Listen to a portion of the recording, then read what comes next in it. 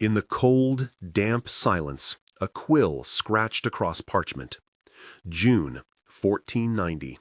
María Gonzalez, 3 turns. The entries were precise, clinical.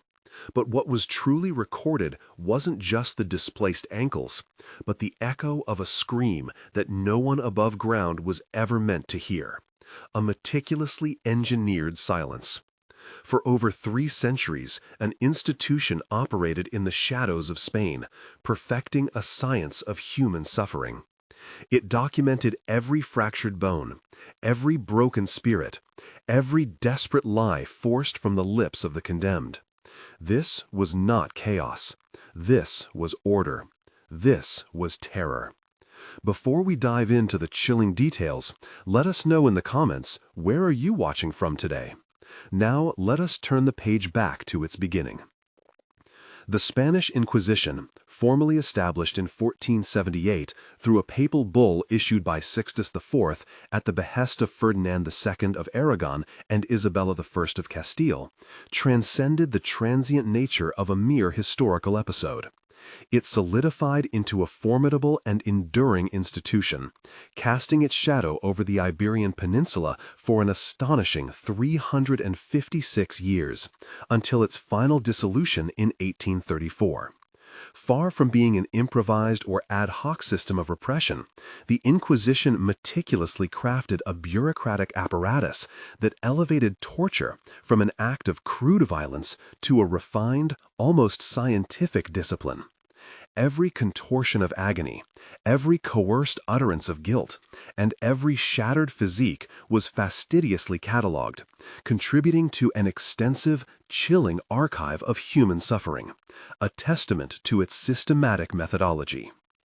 The monarchs, driven by a desire for religious uniformity and the consolidation of their nascent unified kingdom, viewed the Inquisition as an indispensable tool for political and social control.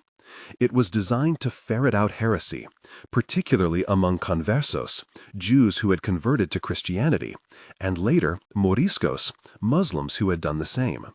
This was not a chaotic purge, but a highly organized campaign, legitimized by both ecclesiastical and secular authorities.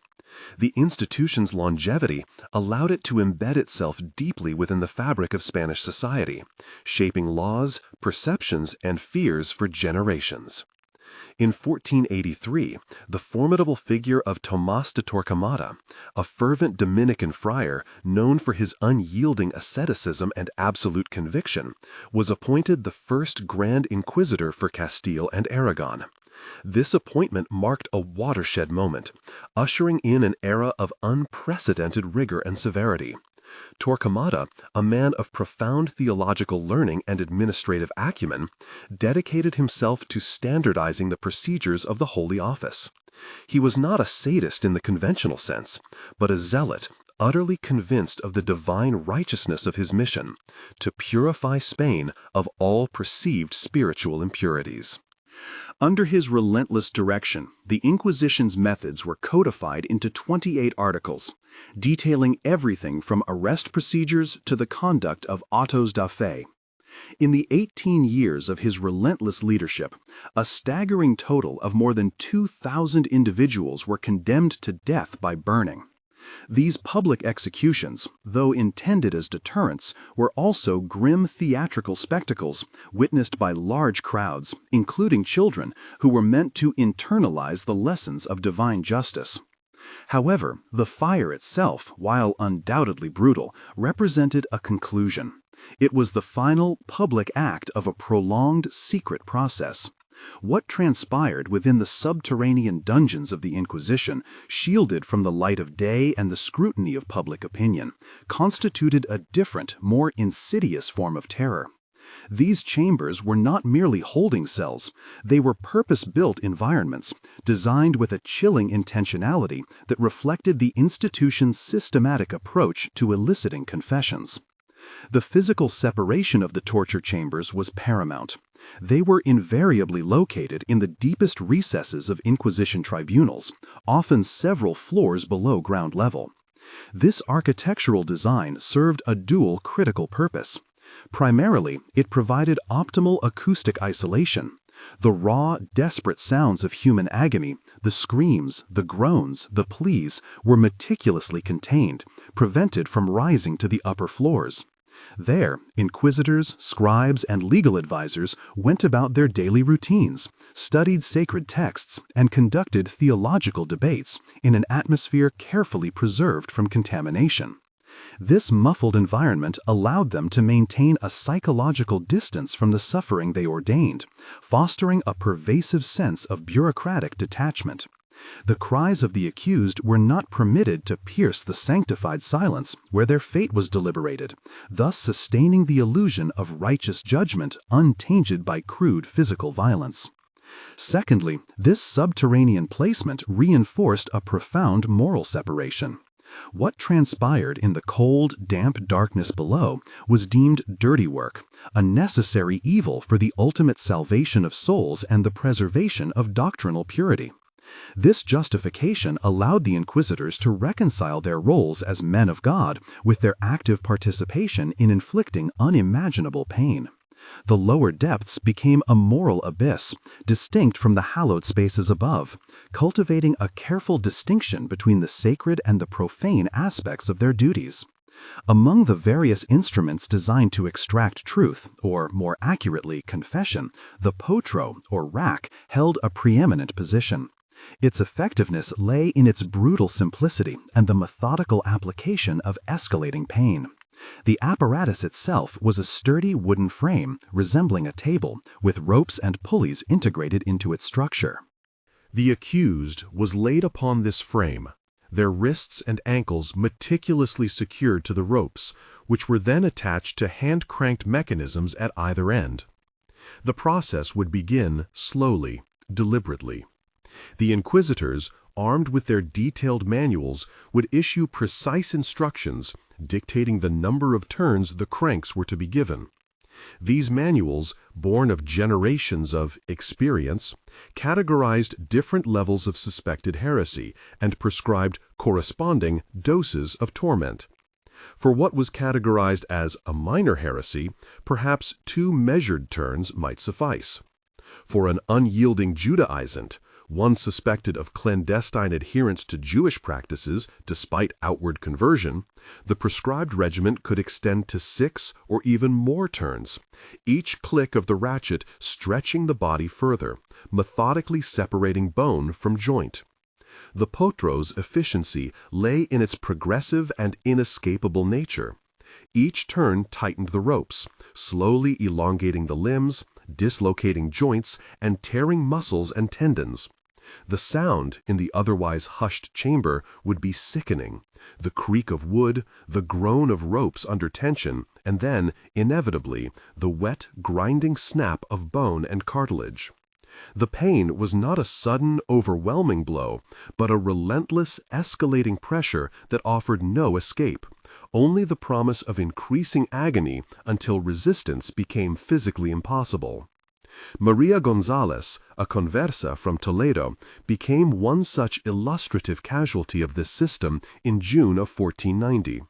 Accused by a neighbor of the suspicious act of lighting candles on Friday evenings, a private custom traditionally observed by Jewish households, she was brought before the tribunal. Her initial defiance, fueled by terror and a desperate clinging to her innocence, was met with the cold, unyielding logic of the inquisitors. Bound to the potro, Maria, a woman of perhaps 40 years, with hands calloused from years of domestic labor, endured the first turn. Her body tensed, muscles straining against the ropes. The second turn brought a muffled cry, a gasp for air as her joints began to pull apart. On the third turn, a sickening pop echoed in the chamber, followed by Maria's raw, guttural scream as her ankles dislocated. The chronicler, with dispassionate precision, recorded the event. June, 1490. María Gonzalez, 3 turns, dislocation of ankles. The scribe's quill scratched across the parchment, capturing the stark fact without a hint of emotion, reducing her suffering to a bureaucratic entry. The records indicate she confessed on the 5th turn, her body broken, her will shattered. But the Inquisition's procedure did not conclude there. The confessions extracted under the duress of torture were, according to the convoluted canonical law of the time, technically invalid. To circumvent this inconvenient truth, a sophisticated psychological game was played. Hours later, her body a wreck of pain and exhaustion, María Gonzalez was lifted, perhaps carried on a stretcher or half-dragged, to a different room. This secondary chamber, though still stark, lacked the immediate terror of the rack. Here she was presented with her confession and instructed to repeat it voluntarily. This phase was a masterful stroke of psychological manipulation. The prisoner, having endured unimaginable pain, was physically and mentally at their lowest ebb. Hope, despair, and the lingering threat of renewed torture intertwined. To recant her confession now meant an immediate return to the potro, to face the very agony that had just broken her. To repeat it, even if false, offered a temporary reprieve, a fleeting promise of an end to the torment. Maria, her ankles grotesquely swollen, her face tear-streaked and bruised, murmured the words presented to her, her voice barely a whisper. She confessed to lighting the candles out of adherence to Jewish rites, to having doubts about the Christian faith, to whatever her interrogators had demanded. The inquisitors, maintaining their objective demeanor, would then declare this voluntary confession valid, free from the stain of duress. This was the vicious cycle: physical torture to break the body, followed by psychological torment to break the mind, ensuring a confession that was both coerced and, in their twisted legal framework, entirely legitimate. The true horror was not just the pain, but the systematic erasure of free will and the meticulous creation of a truth that served only the institution itself. Following the brutal yet meticulously documented application of the potro, where physical integrity was visibly compromised to elicit confessions, the Spanish Inquisition developed and refined methods of torment that aimed to achieve similar ends without leaving overt, lasting marks on the body. This tactical evolution was not born of mercy, but of pragmatism. Prisoners who were destined for public pronouncements of guilt, or who needed to appear relatively intact for further interrogations, could not bear the blatant evidence of extreme violence. Thus, the cruelty escalated, yet became, in a twisted sense, more insidious, designed to shatter the spirit and mind without necessarily disfiguring the flesh. One such method was known as the toca, a technique chillingly effective in its simplicity and psychological impact. It was, technically, considered a clean form of torture because it often left no permanent visible scars, thereby allowing the Inquisition to maintain a veneer of legality and avoid international outcry or public sympathy for the accused. The condemned was typically secured to an inclined bench, their head positioned lower than their feet, a posture that immediately induced a sense of vulnerability and discomfort.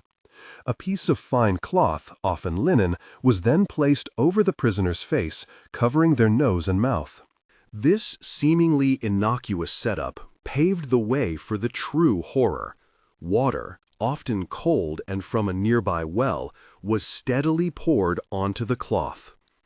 The sensation for the prisoner was immediate and overwhelming. The cloth, saturated with water, adhered tightly to the face, effectively blocking the airways. Each breath became a struggle, drawing water into the mouth and nasal passages.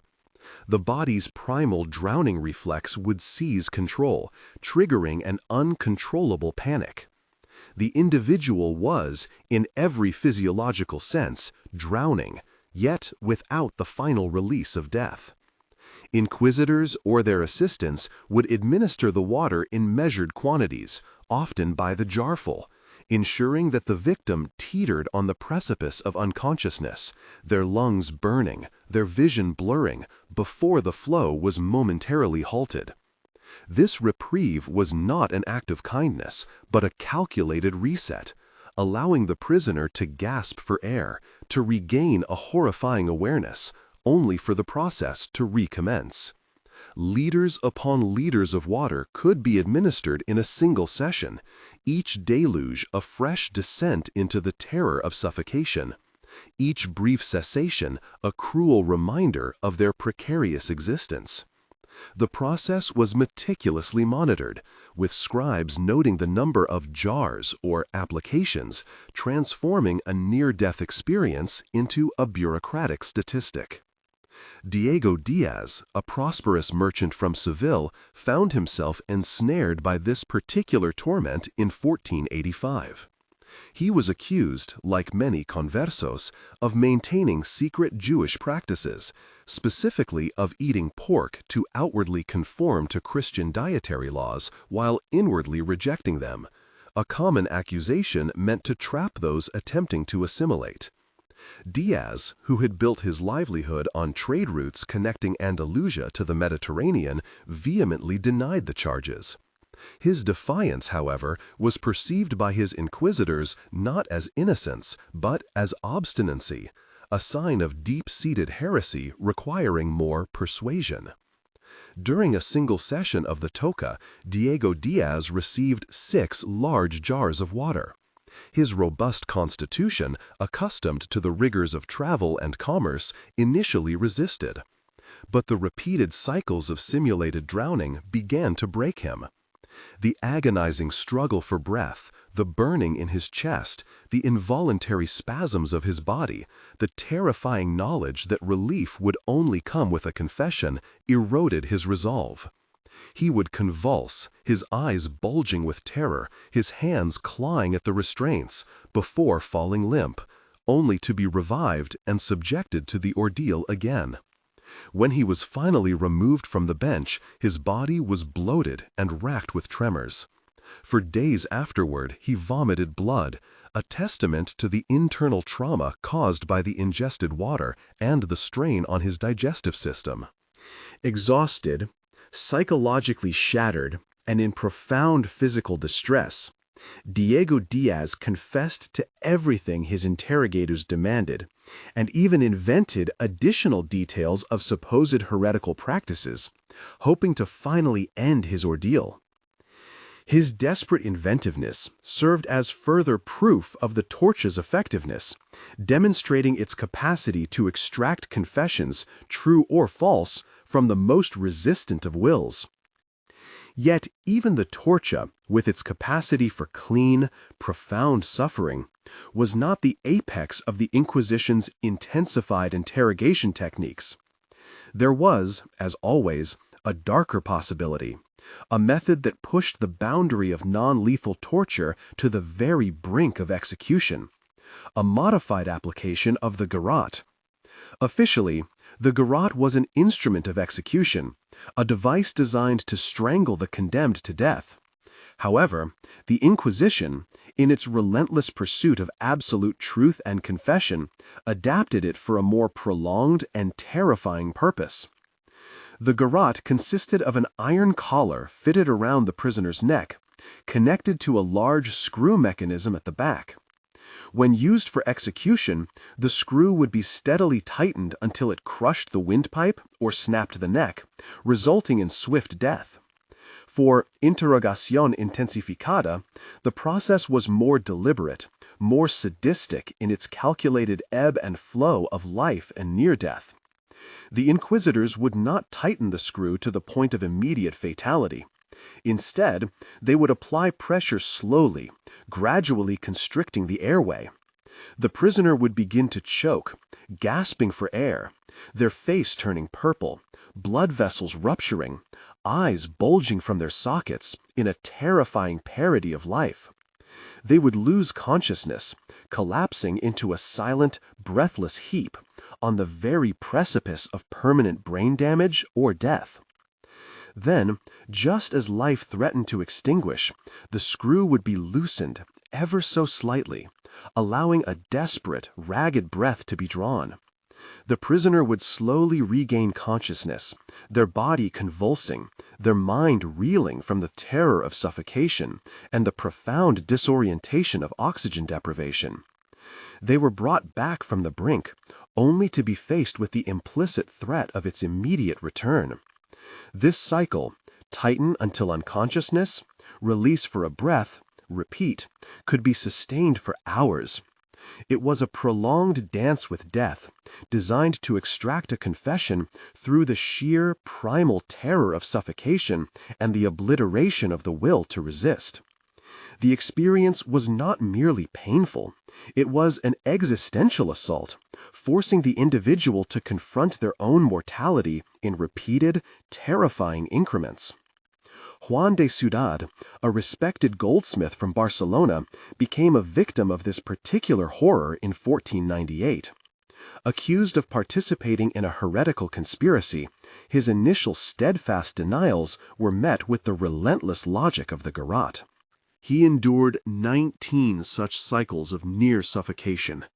Each time the screw was tightened, he felt the world close in, his vision narrowing to a pinpoint, his thoughts dissolving into a desperate, animalistic struggle for air. Each time it was loosened, he awoke to the searing pain of returning consciousness, the throbbing in his temples, the raw ache in his throat, and the terrifying realization that the ordeal was not over. The repeated deprivation of oxygen to his brain took an irreversible toll. While he eventually broke, confessing to the conspiracy as demanded by his tormentors, the damage was profound. When he was finally executed 3 months later, his mind was no longer fully his own. He exhibited clear signs of permanent brain damage, a living testament to the lasting, devastating impact of the Inquisition's methods. His intellect, once precise and skilled in the intricate art of goldsmithing, had been irrevocably dimmed, leaving him a shadow of his former self, even as he walked to his final, delayed end.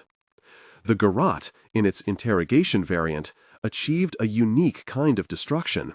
It not only broke the body, but systematically eroded the very essence of the individual's consciousness.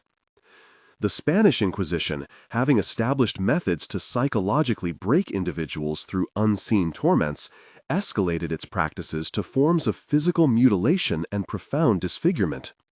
These techniques were not random acts of sadism, but were integrated components of a systematic process, designed to both extract confessions and serve as a brutal deterrent. Among the most barbaric of these methods were as-bought, or the iron boots.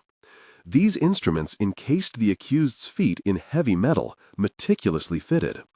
Braziers filled with glowing embers or heated rods were then brought into proximity, initiating a slow, excruciating process of heating. The metal gradually conducted intense heat inward, systematically cooking the flesh within. The pain progressed from searing to unbearable, inducing involuntary spasms. A horrifying stench of burning human skin and cauterized tissue would permeate the torture chamber, a smell that guards, over time, became desensitized to. Eventually, the extreme heat caused the skin to blister, blacken, and separate from the underlying muscle and bone. The resulting damage was almost universally irreparable. Isabel de Castro, a 16-year-old girl accused of witchcraft in 1499, endured this torment. Her alleged transgressions, often based on community whispers, were met with the full, unyielding force of the Inquisition. After a session with as-bought, both of Isabel's feet were so catastrophically damaged that amputation became a grim necessity for her survival, a measure taken not out of compassion, but to prolong her life until a confession was secured or a sentence could be fully carried out. Among the most barbaric of these methods were as-bought, or the iron boots. These instruments encased the accused's feet in heavy metal, meticulously fitted. Braziers filled with glowing embers or heated rods were then brought into proximity, initiating a slow, excruciating process of heating. The metal gradually conducted intense heat inward, systematically cooking the flesh within. The pain progressed from searing to unbearable, inducing involuntary spasms. A horrifying stench of burning human skin and cauterized tissue would permeate the torture chamber, a smell that guards, over time, became desensitized to. Eventually, the extreme heat caused the skin to blister, blacken, and separate from the underlying muscle and bone. The resulting damage was almost universally irreparable. Isabel de Castro, a 16-year-old girl accused of witchcraft in 1499, endured this torment. Her alleged transgressions, often based on community whispers, were met with the full, unyielding force of the Inquisition. After a session with Asbot, both of Isabel's feet were so catastrophically damaged that amputation became a grim necessity for her survival, a measure taken not out of compassion, but to prolong her life until a confession was secured or a sentence could be fully carried out. Mutilated and confined, she spent the subsequent 7 years imprisoned in a dank cell, utterly unable to walk, relying on the meager charity of fellow prisoners for subsistence. Her eventual execution, years after her mutilation, concluded a protracted ordeal of living death. Another instrument of extreme physical trauma was the strappado. This method involved binding the prisoner's hands tightly behind their back, with a rope then looped over a pulley system mounted to the ceiling. The victim was hoisted aloft, suspended solely by their bound wrists, their entire body weight pulling against their shoulder joints.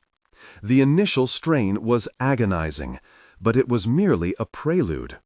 The true horror occurred when the executioners abruptly released the rope, allowing the prisoner to plummet several feet before suddenly arresting the fall. The sudden, violent jerk, amplified by the body's momentum, instantly dislocated both shoulders simultaneously. Contemporary accounts describe the chilling sound as being akin to dry branches breaking, a distinct, sickening snap echoing through the chamber. The shock and agony of dislocated shoulders frequently caused immediate unconsciousness. However, the Inquisition deliberately prevented such an escape from suffering. Guards would douse the victim with buckets of cold water, the sudden chill combined with the searing pain jolting them back into horrifying consciousness. This ensured they remained lucid enough to answer questions and, ultimately, to confess. The cycles of hoisting, dropping, dislocating, and reviving could be repeated multiple times, each iteration compounding the physical damage and accelerating the psychological breakdown. Martín de Villarreal, a university professor accused of challenging the doctrine of transubstantiation, suffered under the strappado in 1506. His intellectual inquiries were deemed profound heresy. Over a period of 2 weeks, Villarreal was subjected to 7 separate sessions of the strappado. Each ordeal tore at his shoulders, rupturing muscles and ligaments. Despite his academic resilience, his body could not withstand the relentless assault. He never regained the use of his arms. They hung permanently damaged, a constant, debilitating reminder of his ordeal. 6 months after his forced confession, Martín de Villarreal was burned at the stake. In a final, tragic irony, his crippled arms prevented him from grasping a crucifix in his last moments, denying him a conventional public display of repentance. The efficacy of the Spanish Inquisition stemmed not from random acts of brutality, but from a profoundly methodical and bureaucratic approach to terror. It was a system meticulously calculated, legally sanctioned, and extensively documented.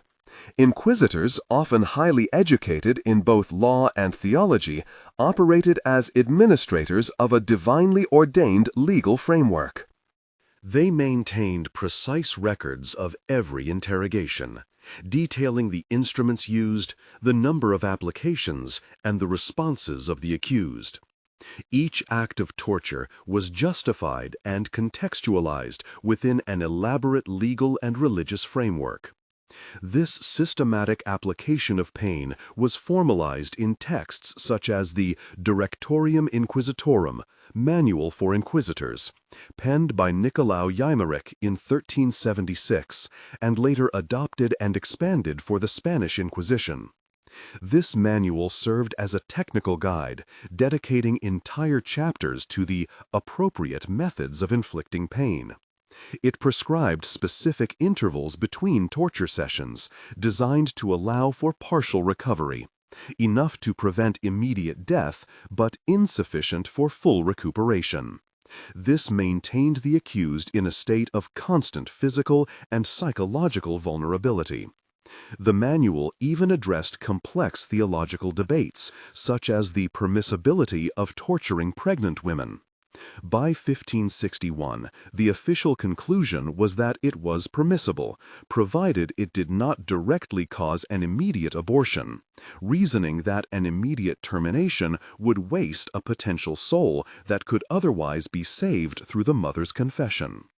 Further illustrating the Inquisition's ability to circumvent canonical restrictions was the development of la escada, or the ladder.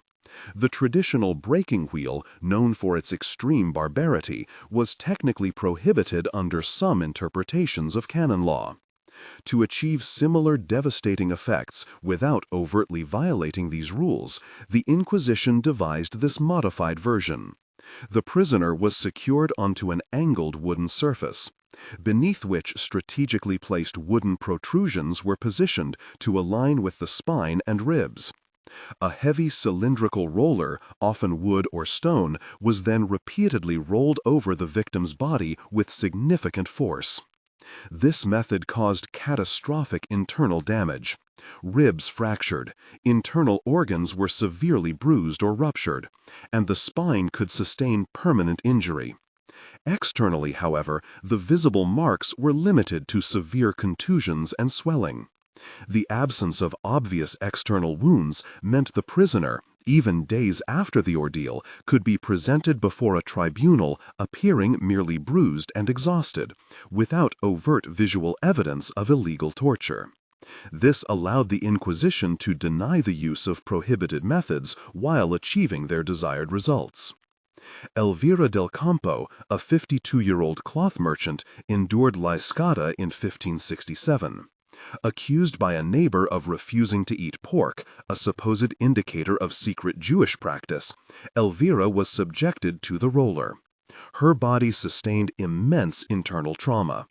Though she survived the session and eventually confessed, broken by the pain, she was officially reconciled with the church and released. However, the internal injuries were irreversible. 3 weeks after her release, Elvira del Campo died from massive internal hemorrhage. The official records, adhering to the Inquisition's bureaucratic facade, listed her cause of death as natural causes, a grim testament to the system's ability to obscure its own barbarity behind a veneer of legality. The chilling effectiveness of the Spanish Inquisition was not merely in its instruments of torture, but in the profound systemic hypocrisy that underpinned its entire operation. This was perhaps nowhere more evident than in the mandated presence of medical professionals during torture sessions. Superficially, one might assume these doctors were there to alleviate suffering or to protect the prisoner from undue harm. The reality, however, was far more sinister. Their official function was to ensure the prisoner did not succumb prematurely, that life was preserved just long enough to extract a confession. Their true role was to monitor the victim's vitals, advising the inquisitors on how much more pain the body could endure, thereby guaranteeing that the level of suffering remained meticulously within legal parameters. The goal was not healing, but the sustained application of agony. If a prisoner died during torture, it was swiftly reinterpreted as divine judgment, evidence of their guilt rather than a failure of technique. Conversely, if a victim survived but was left permanently maimed or incapacitated, this was often framed as God's mercy, sparing them from further torment. This twisted logic allowed the Inquisition to operate under a veil of medical and theological justification, masking its profound barbarity. While popular imagination, often fueled by Victorian Gothic narratives, conjures images of devices like the Iron Maiden, it is crucial to demystify such myths. The Iron Maiden was never a tool of the Spanish Inquisition. It was a later invention, largely a product of sensationalism. The reality of the Inquisition's methods was sufficiently terrifying, requiring no fictional embellishment. They understood that not all torture needed to be physical. Indeed, some of the most potent forms of torment were purely psychological, designed to shatter the mind long before the body was ever physically touched. This form of psychological warfare found its pinnacle in techniques involving total isolation combined with the constant, insidious threat of torture. Prisoners would be confined for weeks, sometimes months, in lightless, soundproofed cells, deprived of human contact and any sense of time. The absolute silence, broken only by the prisoner's own escalating paranoia, was a torment in itself. The lack of sensory input, coupled with the gnawing uncertainty of when or if the next interrogation would occur, created an unbearable state of anticipation. This deliberate psychological pressure was meticulously documented and praised for its effectiveness in breaking the will of the accused. Pedro de Arbues, an inquisitor provincial of Aragon, who would later be canonized as a martyred saint, was a key figure in developing and articulating the efficacy of these psychological methods. He wrote extensively on their superior capacity to achieve confessions by undermining the prisoner's mental fortitude, often before any physical torment was administered. The anticipation of pain, the relentless uncertainty, and the profound isolation proved to be potent weapons, often far more effective at extracting confessions than the direct application of physical suffering.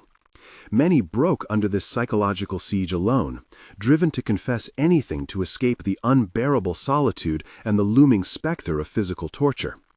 The cumulative impact of the Spanish Inquisition, spanning its 3.5 centuries of operation, is staggering. Conservative historical estimates suggest that approximately 350,000 individuals passed through its tribunals, facing accusations of heresy, apostasy, or other transgressions against the Catholic faith. Of these, around 32,000 were ultimately executed.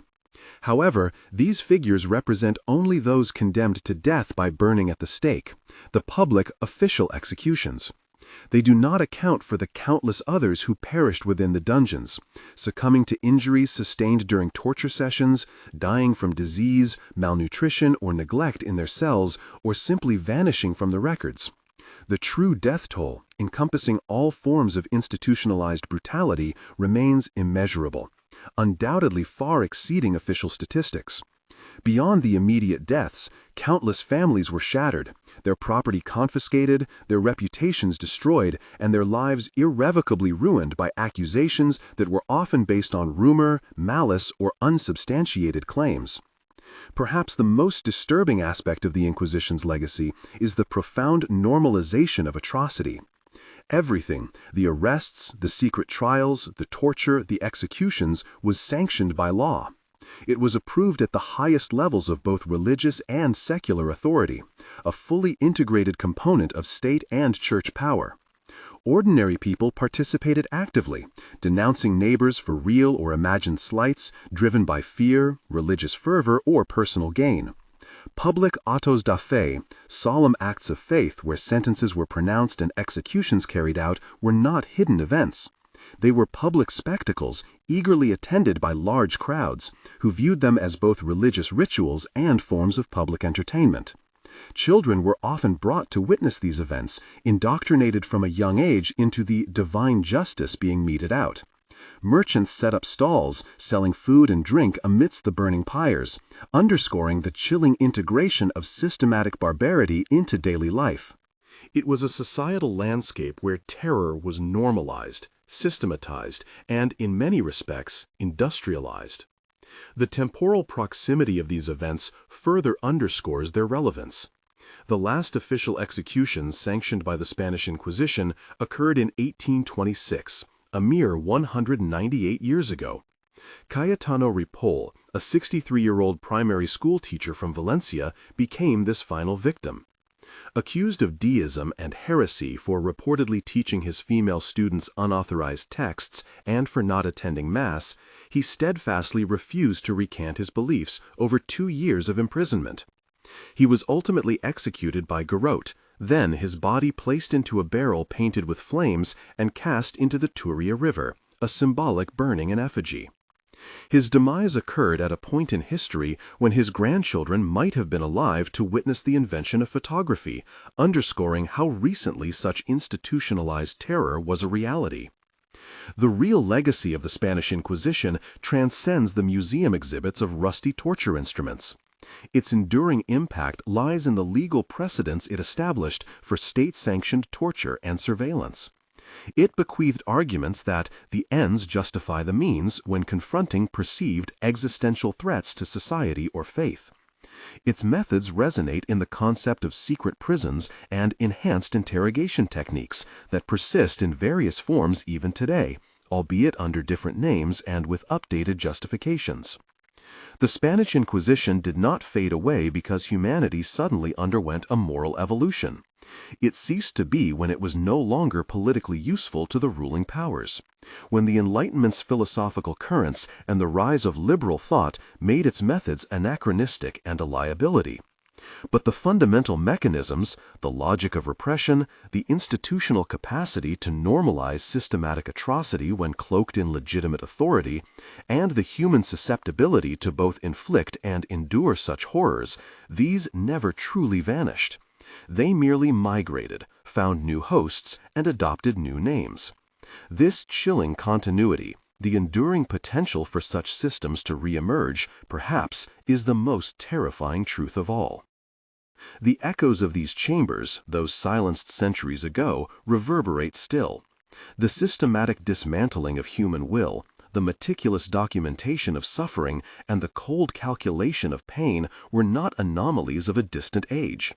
They were the perfected craft of an institution that blurred the lines between justice and torment, faith and fear, life and a protracted, agonizing death.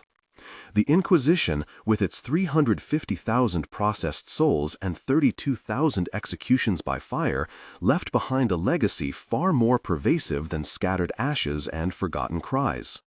It etched into history the chilling blueprint for state-sanctioned terror, demonstrating how easily the human capacity for cruelty can be formalized, justified, and made to appear righteous under the cloak of authority. The physicians who ensured a precise level of torment, the theologians who debated the fate of unborn souls, the public who watched autos de fe as entertainment, all participated in a grand, horrific normalization. This history whispers a profound truth, the apparatus of systematic atrocity, the logic that the ends justify the means, and the chilling human ability to clothe barbarism in legality have never truly faded. They merely adapt, finding new forms, new names, and new justifications in every era. The instruments may be confined to museums, but the dark potential they represent remains a persistent shadow in the human story, a constant reminder of how thin the veneer of civilization can truly be. Considering the methodical horror detailed within these accounts, what aspect of the Inquisition's bureaucracy do you find most unsettling in its implications for modern society? Share your thoughts in the comments below. If the unsettling truth of history compels you, consider exploring our deep dive into the Salem witch trials next, another chilling chapter in the archives of human judgment. Remember to like this video if you found it enlightening, and subscribe to Echoes of Sin for more journeys into the darker corners of our past.